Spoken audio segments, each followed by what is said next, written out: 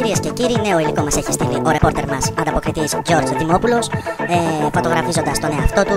Βλέπετε πως έχει μεταμφιεστεί για να μπορέσει να εισαχθεί σε αυτήν τη γιάφκα και να μπορέσει να στείλει αυτό το φωτογραφικό υλικό που έχουμε δει πριν λίγες ημέρες. Ο Γιώργος Δημόπουλος, βάζοντας σε κίνδυνο τη ζωή του, έχει πάρει αυτή τη στιγμή μια μεγάλη αύξηση κιλών, την οποία μπορεί να τον καταστρέψει το σωματότυπό του, όπως επίσης και τα ζωτικά του όργανα. Καθημερινά, όπως μας έχει αναφέρει σε κωδικοποιημένο μήνυμα, λέει ότι τρώει μεγάλες ποσότητες κιλών κρέατος από τη γιάφκα, την οποία τεμαχίζει και προσφέρει καλοψημένα αυτές τις λιχουδιές εν ώρα κρίσης.